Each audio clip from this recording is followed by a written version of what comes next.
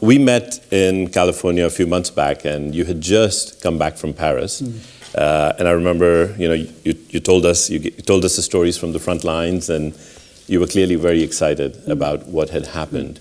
With that backdrop, would you share with us, what do you think we got right in that agreement, and what it has delivered, and then looking forward? Well, I very much agree with what Tom was saying about what was important for the most vulnerable, which is the climate justice approach. But actually, I would add, and it wasn't something I was reflecting on because that was too soon after Paris. But since then, in my foundation, we've been reflecting that actually a lot of the burden has shifted to developing countries. You've got a bottom-up approach of the commitments that have been made, the INDCs. And although common but differentiated responsibility is reflected in the text, it has changed. It's not the Kyoto Annex 1, Annex 2 countries now. It's every country has to do what it has to do. And even if we add up all the INDCs, as I said yesterday, it still leads to a 3-degree world. So for investors, for the corporate world, you have to take on board that we've actually shifted that burden more to developing countries, and that's where most of the development will take place. That's where the infrastructure has to be built. That's where electricity has to get to millions of people. That's where they either do it in a way that will help to secure the world, or if they don't get the finance and the transfer of technology, they will go dirty. And who can blame them? They're entitled to develop. And so it's a big challenge for us.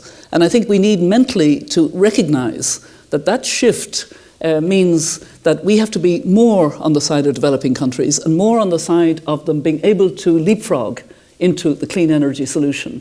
And so, I'm very much hoping that we can talk a little bit about that today. I mean, the B team that I'm an honorary member of is, very aware that we need both a climate justice approach and we need to get energy to the continents that need it, like Africa, South Asia, parts of Latin America.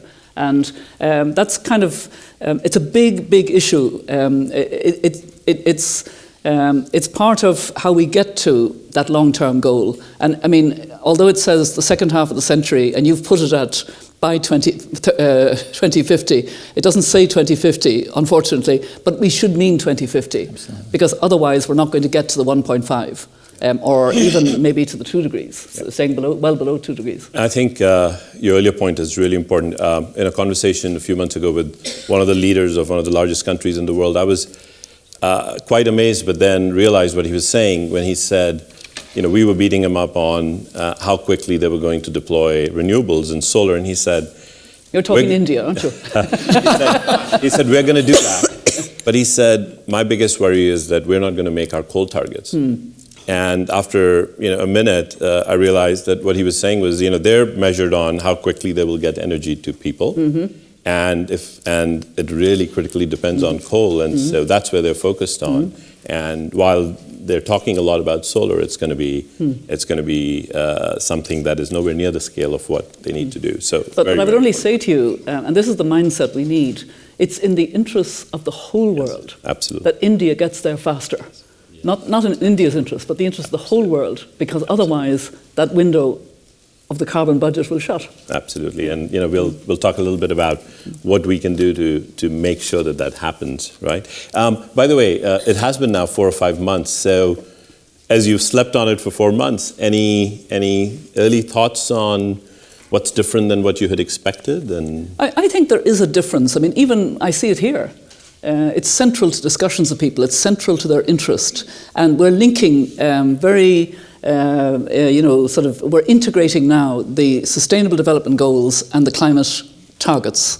They just put a realistic. We have to get to 1.5, well below 2 degrees. That's an imperative of its own. We've got to get out of fossil fuel by 2050, and we've got to live sustainably. And I really think that's the agenda for a safe world for our children, grandchildren, and their children, and we're not on course.